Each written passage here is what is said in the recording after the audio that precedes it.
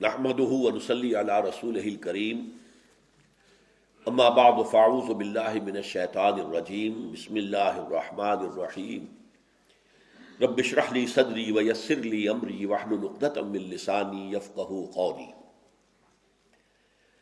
ہمارا جو مطالعہ قرآن حکیم کا جو منتخب نصاب سلسلے وار زیر درس ہے ان مجالس میں، اس کا جو شائع شدہ کتابچہ ہے، اس کی روح سے اس کا اگلا سبق ہے سورہ تحریم۔ خاندانی زندگی کے اعتبار سے ایک خاص پہلو کے جو سورہ تحریم کے اندر بیان ہوا ہے، لیکن میں آج یہ چاہتا ہوں کہ اس موضوع کا تعارف کراؤں کہ ترتیب ہمارے ہاں کیا ہے۔ دیکھیے، یہ پورا انسانی معاشرہ جو ہے، اس کی جڑ بنیاد تو ہے فرد، ہر فرد۔ فرد ٹھیک ہوگا تو معاشرہ ٹھیک ہوگا، فرد ٹھیک نہیں ہوگے تو معاشرہ کیسے ٹھیک ہو جائے گا؟ ہاں، یہ ہو سکتا ہے کہ 100% فرد کبھی صحیح نہیں ہوتے، لیکن غالب اکثریت صحیح لوگوں کی ہو، پھر کوئی شریر ہے، بدمعاش ہے، مجرم ہے، تو ٹھیک ہے، وہ نبٹتے رہتے ہیں ان کے ساتھ۔ لیکن اگر غالب اکثریت جو ہے وہ برے لوگوں کی ہو تو اس معاشرے میں خیر کہاں سے آ جائے گا؟ تو پہلا کام تو ہے فرد کو بنانا، اس کی تعمیر سیرت۔ ہم نے جو مقامات اب تک پڑھے ہیں مطالعہ قرآن حکیم کے اس منتخب نصاب کے تیسرے حصے میں، وہ انفرادی شخصیت کے اعتبار سے سورہ مومنون کی ابتدائی آیات، سورہ معارج کی ہم مضمون آیات، پھر یہ سورہ فرقان کا آخری رکوع۔ فرد سے آگے چلتے ہیں تو پھر ایک خاندان کا معاملہ آتا ہے، اور یہ خاندان جو ہے اگر یہ مضبوط ہو، مستحکم ہو، اس میں خیر ہو، صلاح ہو، اس میں امن ہو، شانتی ہو، اطمینان ہو، تو ظاہر بات ہے کہ پھر پورے معاشرے میں یہ ویلیوز پھیلیں گی۔ اس لیے کہ باقی معاشرہ جو ہے وہ در حقیقت خاندانوں سے مل کر بنا ہے۔ اب ہمارا ملک ہے، اگر اس میں 14 کروڑ کی آبادی ہے، تو اگر ہر خاندان میں آپ آن دی ایوریج 7 آدمی شمار کریں تو گویا کہ 2 کروڑ خاندانوں پر مشتمل ہے پاکستان کا معاشرہ۔ تو اگر اصلاح کا عمل چلے گا تو فرد کے بعد خاندان کے ادارے کو مستحکم کیا جائے۔ یہی وجہ ہے، دیکھیے، قرآن مجید میں سیاسی نظام کے بارے میں بہت کم مباحث آئے ہیں، بہت کم آئے ہیں۔ اقتصادی نظام کے بارے میں کچھ احکام آئے ہیں اور کچھ اس کے اصول رہنما دے دیے گئے۔ معاشرہ جب وجود میں آتا ہے خاندانوں کے جمع ہونے سے، اس کے بارے میں بھی معاشرتی ویلیوز کیا ہونی چاہیے، اور معاشرتی ایونز، برائیوں کا کیا تصور ہے، یہ بھی قرآن مجید میں آیا۔ لیکن سب سے زیادہ تفصیل کے ساتھ قرآن مجید میں آئلی قوانین آئے۔ کتنی تفصیل سے آئے؟ یوں سمجھیے ایک پیرامڈ ہے۔ پیرامڈ کیا ہے؟ سب سے زیادہ قرآن مجید کا حصہ آپ کو ملے گا فرد کو درست کرنے کے لیے، اس کے نظریات درست ہوں، اس کے خیالات درست ہوں، اس کے عقائد درست ہوں، وہ اللہ کو مانے، شرک سے بچے، توحید کو مانے، آخرت کو مانے، رسالت کو تسلیم کرے، پھر اس کے اعمال درست ہوں، جس کو کہ ہم پڑھ رہے ہیں اس وقت جو ہے۔ اس کے بعد خاندان کی اصلاح ہو، خاندان مستحکم ہو، خاندان میں صلاحیت ہو، صالحیت ہو، پھر معاشرہ خاندانوں کے اوپر جو مشتمل ہے، پھر ایک اقتصادی نظام، پھر ایک سیاسی نظام۔ یہ پیرامڈ ہے۔ سب سے زیادہ تفصیلی باتیں انفرادی شخصیت کو درست کرنا، اور پھر اس سے کم یہ ہے خاندانی نظام کے لیے آئلی قوانین۔ سورہ بقرہ میں کئی رکوع ہیں کہ جو مسلسل چلے گئے ہیں نکاح و طلاق کے معاملے میں۔ اس کے بعد آتا ہے معاشرہ۔ اس کے بعد جو لیٹسٹ کانسیپٹ ہے انسانی، یوں سمجھیے عمرانیات کے اندر، سوشولوجی جو ہے، ہیومن سوشولوجی، اس میں لیٹسٹ کانسیپٹ ہے ریاست، اسٹیٹ۔ اور اس سے بھی آگے اب جو معاملہ جا رہا ہے وہ گلوبل اسٹیٹ قائم کرنا، ورلڈ آرڈر قائم کرنا۔ ادھر انسان جا رہا ہے، اور وہ جا رہا ہے خباثت کے تحت۔ اگرچہ ہمارا ایمان اور عقیدہ ہے کہ ورلڈ اسٹیٹ قائم ہوگی اور نیکی کی قائم ہوگی بالآخر۔ ابھی شرارت کو جو ہے پنپنے کا اور موقع ملے گا، اللہ تعالیٰ اور ان کی رسی دراز کرے گا، لیکن بالآخر خلافت علی منہاج النبوت کا نظام پوری دنیا میں قائم ہو۔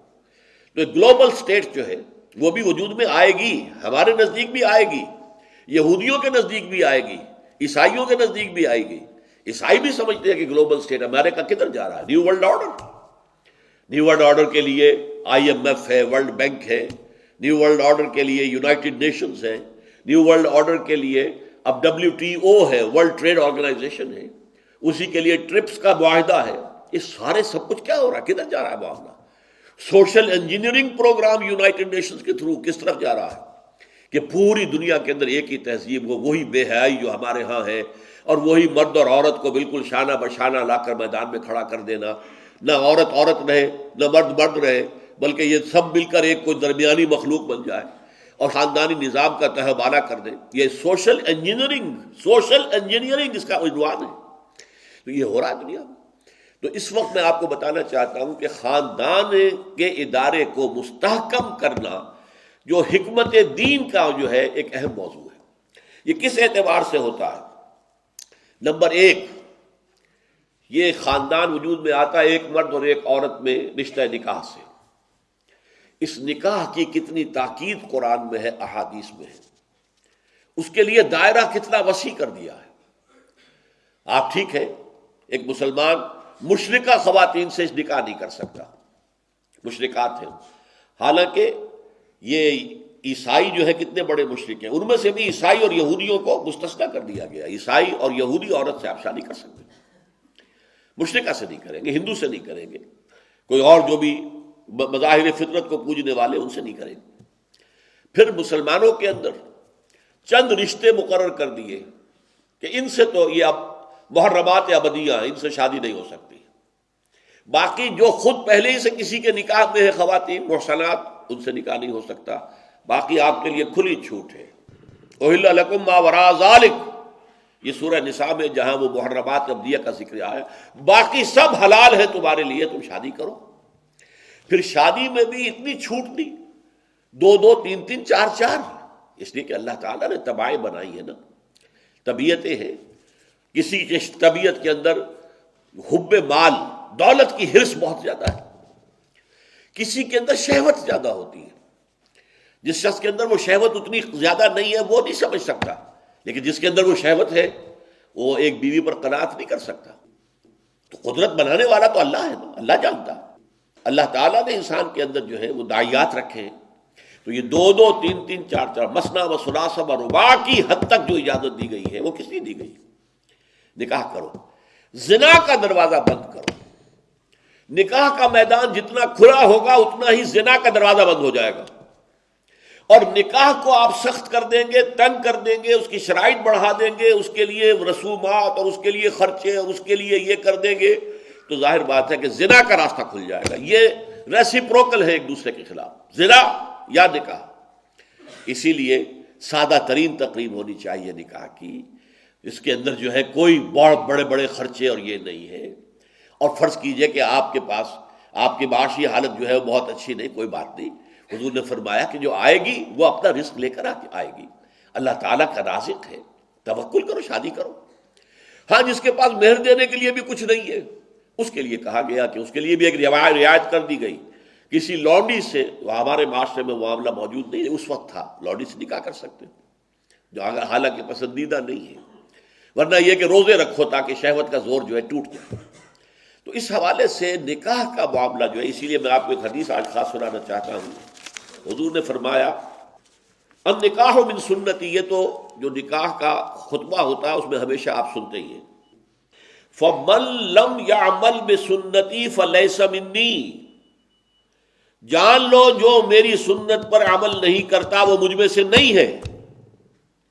یہ جو رہبانیت کا نظام دنیا میں رہا ہے، شادی نہ کرنا، شادی کریں گے 100 کھکیڑ پیدا ہو جائیں گے، کہاں ایک پیٹ کا پالنا، کہاں یہ کہ اب بیوی کو بھی کا رزق چاہیے اور بچوں کے لیے چاہیے، اور بچوں کی یہ مشکلات ہیں اور بچوں کے یہ مسائل ہیں، وہ بیمار ہو رہے ہیں، ان کا مدرسہ ہے، یہ سوچنا. لیکن اس وجہ سے ہم شادی نہ کریں، سختی کے ساتھ روک دیا گیا. یہ راستہ بند ہے شریعت کے اندر. اور بڑی ہدایت کی گئی کہ نکاح جلد سے جلد کرو، بچے اور بچیاں جوان ہو جائیں جلد سے جلد شادی کرو، ورنہ اگر وہ غلط راستے پر پڑ جائیں گے تو وبال والدین پر آئے گا کہ انہوں نے دیر کیوں کی. اس میں 3 اشخاص کا ایک خاص معاملہ، یہ صحیح بخاری کی روایت ہے، ثلاث راحت، 3 افراد میں کچھ زیادہ تقویٰ کا اور نیکی کا اور خیر کا بھلائی کا جذبہ کوئی بہت زیادہ بڑھ گیا، اعتدال سے آگے نکل گیا۔ تو انہوں نے سوچا کہ پہلے تو ہم پتہ کریں کہ حضور رات کو کتنی دیر نماز پڑھتے ہیں اور کتنی دیر سوتے ہیں، اور حضور مہینے میں کتنے روزے رکھتے ہیں۔ ازواج مطہرات سے جا کے پوچھا، انہوں نے صاف صاف بتا دیا حضور رات کو نماز بھی پڑھتے ہیں، سوتے بھی ہیں، اور روزے رکھتے بھی ہیں، نہیں بھی رکھتے۔ تو انہوں نے کہا کہ حضور تو اللہ کے برگزیدہ ہیں، اللہ نے ان کے اگلے پچھلی خطائیں ساری ویسے ہی معاف کر دی ہیں، پھر معصوم ہیں، گناہ تو ان سے ہوئے ہی نہیں، نہ ہو سکتے ہیں، تو ان کے لیے تو اتنی عبادت کافی ہے، ہمارے لیے کافی نہیں ہے۔ ایک نے کہا کہ میں ساری عمر شادی نہیں کروں گا، بس اللہ سے لو لگاؤں گا۔ دوسرے نے کہا میں پوری رات کھڑا رہوں گا نماز کے لیے، میں اپنی کمر جو ہے بستر سے لگاؤں گا ہی نہیں۔ تیسرے نے کہا کہ میں ہر روز روزہ رکھوں گا، کوئی نافع نہیں کروں۔ حضور کو اس کی اطلاع ہو گئی، آپ نے طلب فرمایا اور بڑے غضبناک انداز میں فرمایا، یہ آپ کا انداز نہیں ہے عام طور پر۔ غصے میں آپ نے کہا خدا کی قسم میں تم سب سے بڑھ کر متقی ہوں اور سب سے بڑھ کر اللہ سے ڈرنے والا ہوں، اخشاکم و اتقاکم، لیکن میری سنت یہ ہے کہ میں رات کو نماز پڑھتا بھی ہوں، سوتا بھی ہوں، نفلی روزہ رکھتا بھی ہوں، نہیں بھی رکھتا۔ میں نے شادیاں کی ہیں، کتنی شادیاں کی ہیں۔ یہاں پھر وہی لفظ آئے اس کے بعد، من رغب عن سنتی فلیس منی، جان لو کہ تم نیکی کے اندر اس طرح حد اعتدال سے تجاوز کرو گے تو پھر تم مجھ میں سے نہیں ہو، مجھ سے کوئی تعلق نہیں۔ تو پہلی بات جو ہے نکاح کے ضمن میں کہ نکاح کے لیے یہ تاکید۔ نمبر 2، اس نکاح کے ضمن میں یہ بھی نوٹ کر لیجئے کہ عیسائیوں سے بہت بڑی خطا ہوئی۔ ہمارے ہاں بھی یہ کہا گیا ہے کہ ابغض الحلال عند اللہ الطلاق،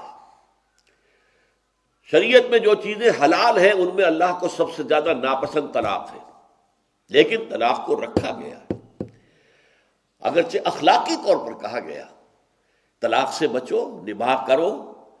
کوئی تمہیں بیوی کسی وجہ سے پسند نہیں آ رہی ہے، کوئی ایک خاص پہلو اس کی شخصیت میں کوئی دوسرا پہلو دیکھو، وہ شاید تمہارے لیے بہتر ہو، ممکن ہے کہ وہ کسی اور اعتبار سے اس کے اندر خیر ہو، کسی کی شکل زیادہ اچھی نہیں ہے لیکن یہ کہ اس کے اخلاق اچھے ہوں، اس کے اندر علم ہو، فہم ہو، فراست ہو، لہذا کوشش کرو۔ یہ بندھن بندھ جائے تو اس کو آسانی سے توڑنا نہیں چاہیے، اور نکاح کے وقت تو پورا ارادہ ہونا چاہیے کہ یہ پوری زندگی کے لیے ہم عہد کر رہے ہیں۔ عارضی نکاح اسلام میں نہیں ہے، وہ اہل تشیع کے ہاں ہے متع، لیکن ہمارے ہاں وہ حرام مطلق ہے۔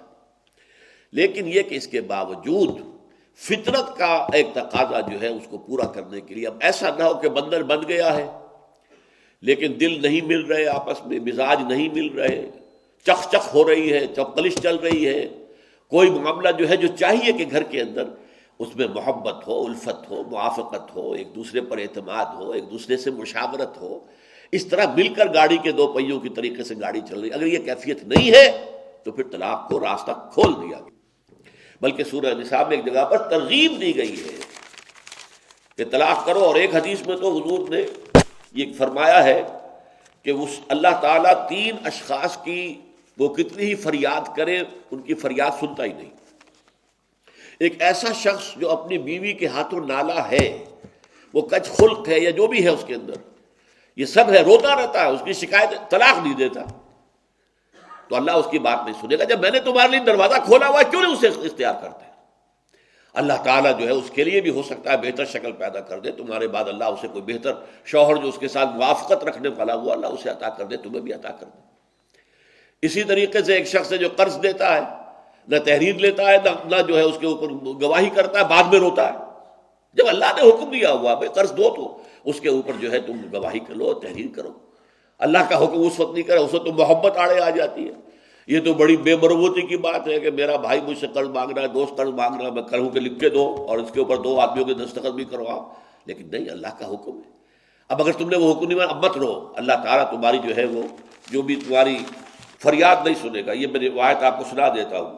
وقد روا شعبۃ عن فراس من الشعبی عن ابی بردہ عن ابی موسیٰ قال ثلاثۃ یدعون اللہ فلا یستجیب لهم، 3 قسم کے لوگ وہ ہیں جو اللہ کو سے دعائیں کرتے ہیں، اللہ ان کی دعا قبول نہیں کرتا۔ رجل کانت له امرأۃ سیئۃ الخلق فلم یطلقها، ایک آدمی وہ ہے جس کی بیوی جو ہے وہ بہت ہی کج خلق ہے لیکن اسے طلاق نہیں دیتا. وَرَجُلٌ آتَىٰ مَالَهُ سَفِيًّا وَقَدْ قَالَ اللَّهُ تَعَالَىٰ لَا تُؤْتُوا السُّفَهَاءَ أَمْوَالَكُمْ. اور ایک ایسا انسان جو کہ کسی نادان ناسمجھ کے حوالے اپنا مال کر دیتا ہے، جبکہ اللہ تعالیٰ کا حکم ہے کہ ناسمجھ لوگوں کے حوالے اپنے مال نہ کرو. وَرَجُلٌ لَهُ عَلَىٰ رَجُلٍ دَيْنٌ. اور وہ شخص کہ جس کا کوئی قرض کسی کے ذمے ہے، وَلَمْ يَشْهَدْ عَلَيْهِ بِهِ، اس کے اوپر اس نے گواہیاں نہیں کروائی تھی، تو اب روتا ہے تو روئے، اللہ تعالیٰ اس کی دعا نہیں سنے گا. تو یہ ہے خاندانی نظام کا ایک پہلو. دوسرا پہلو خاندانی نظام کا مرد کی قوامیت. ہر ادارے کے اندر ظاہر بات ہے کوئی ایک فرد جو ہے اس کو اونچا ہونا چاہیے. آپ کی کوئی کمپنی ہے، لمیٹڈ کمپنی ہے، 15 ڈائریکٹر ہوں کوئی پرواہ نہیں، مینیجنگ ڈائریکٹر ایک ہوگا، ایک کی بات چلے گی. جس ادارے کے 2 سربراہ ہوں گے اس میں تو فساد آ گیا. قرآن مجید میں اس کو توحید کے دلیل کے طور پر بیان کیا گیا ہے کہ اگر یہاں اللہ کے سوا بھی کوئی الہ ہوتا لفسدتا، آسمان اور زمین میں فساد رونما ہو جاتا. ایک الہ کی مرضی یہ ہے، دوسرے کی یہ ہے، لڑو آپس میں. پوری کائنات کے اندر فساد ہوتا ہے. یہ جو منظم کائنات ہے، نظم چل رہا ہے، کہیں اس میں رکھنا نہیں ہے. ایک اللہ، ایک کی مرضی، ایک کا حکم، ایک کی مشیت جو ہے وہ کار فرما. تو خاندان کے ادارے کا وقت نہیں ہے. اس میں بڑی ہی حکمت کے ساتھ، چونکہ عورتوں کے لیے یہ چیز ذرا کڑوی گولی ہے کہ ہم کیوں قبول کریں مرد کی بالادستی. اور آج کی دنیا میں تو ظاہر بات ہے ویمن لب اور فیمنزم کی تحریکیں جو ہے وہ عورتوں کو بغاوت پر اکسا رہی ہیں، خاندان کی چولیں ڈھیلی کر رہی ہیں، جیسا کہ مغرب میں ہو چکا ہے. خاندان کا معاملہ تباہ و برباد ہو گیا. لیکن یہ کہ ابھی ہمارے ہاں کچھ نہ کچھ خاندان کی اقدار باقی ہے، لیکن یہ کہ اس کو بھی وہ توڑنے کے اوپر وہ بیجنگ کانفرنس اور وہ کائرو کانفرنس اور اس کے بعد بیجنگ +5 کانفرنس، 3 عظیم کانفرنسیں ہو چکی ہیں سوشل انجینئرنگ کے لیے. اور وہ سوشل انجینئرنگ کیا ہے کہ معاشرہ ویسا ہی بناؤ جیسے کہ یورپ کا معاشرہ ہے، جیسا کہ امریکہ کا معاشرہ ہے. اپنی معاشرتی اقدار کو تبدیل کرو. تو قرآن مجید میں بھی سورہ بقرہ میں کہا گیا کہ للرجال نصیب مما کسبوا وللنساء نصیب مما اکتسبن وللرجال علیہن درجہ. مردوں کو عورتوں پر ایک درجہ حاصل ہے. حالانکہ جو فرائض اللہ نے مردوں کے لیے مقرر کیے ہیں ایسے ہی اس کو اختیارات بھی دیے ہیں. وَلَهُنَّ مِثْلُ الَّذِي عَلَيْهِنَّ بِالْمَعْرُوفِ. عورتوں کے جس طریقے کے فرائض ہیں ویسے ان کے حقوق بھی، اور مردوں کو ایک درجہ فضیلت کا حاصل ہے. لیکن پھر آ کر سورہ نساء میں بات کو کھول دیا گیا الرجال قوامون علی النساء فالصالحات قانتات حافظات للغیب.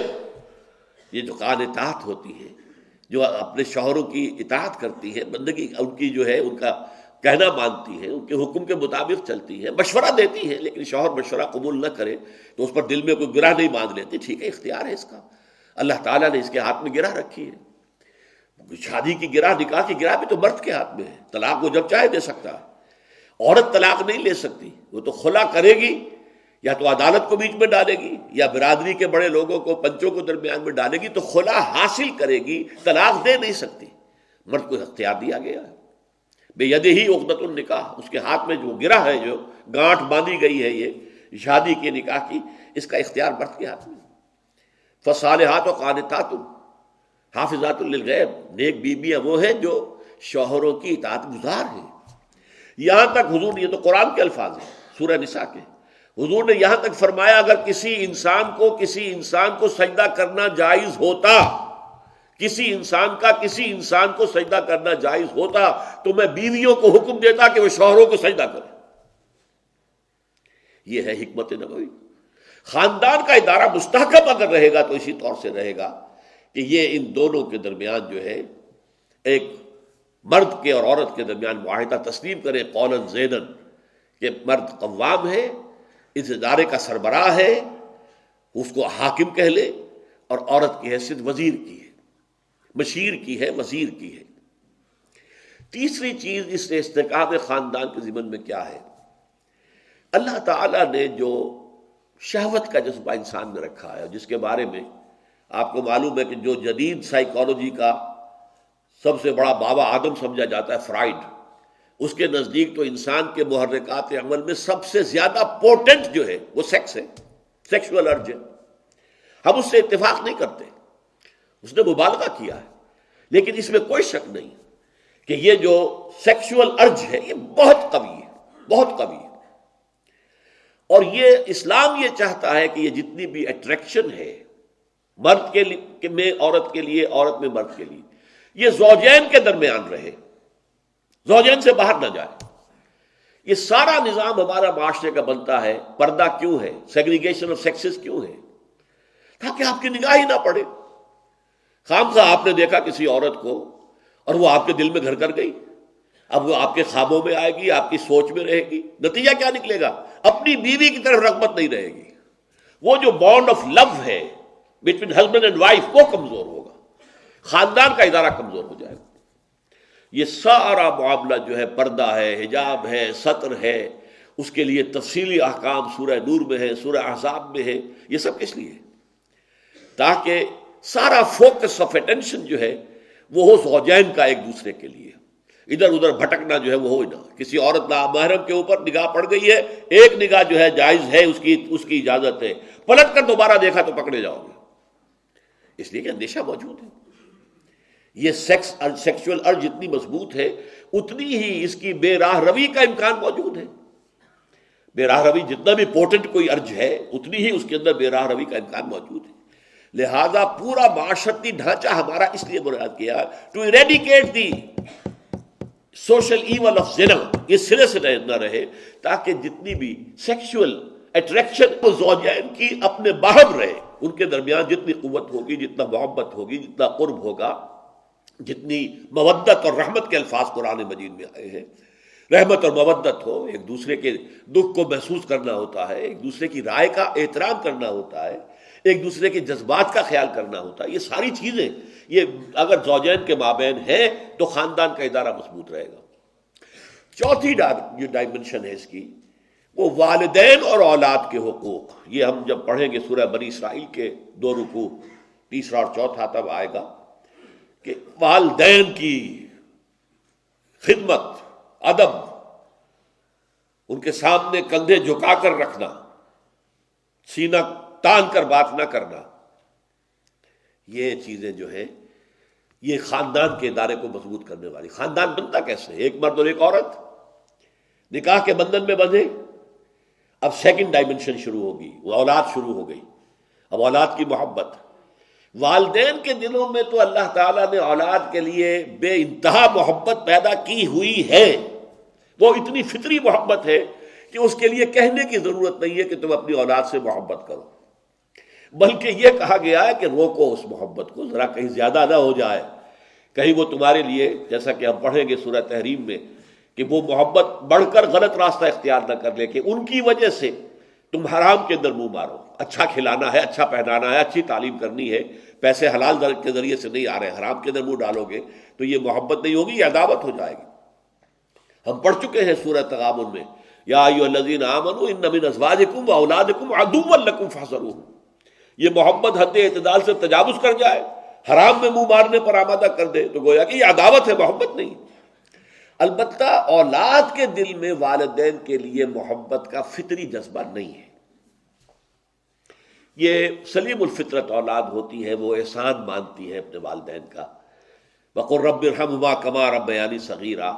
لیکن یہ اولاد جب جوان ہو جاتی ہے، پہلے تو ٹھیک ہے ان کی محبت بھی والدین کے ساتھ ہوتی ہے، جوان ہو گئی، شادیاں ہو گئی، ان کی محبت کا نیا نیوکلیس وجود میں آ گیا۔ بیٹے کے لیے اب اس کی بیوی آ گئی ہے، ظاہر بات ہے کہ ان کے درمیان بھی محبت مطلوب ہے۔ اولاد ہو گئی تو اور زیادہ محبت جو ہے کا برکس جو ہے وہ اولاد ہو جائے گی۔ تو اس سے والدین کے اندر، جسے آپ کہتے ہیں محرومی کا احساس، ایک پیاس سی پیدا ہو جاتی ہے کہ اب ہم سے محبت کرنے والا کوئی نہیں۔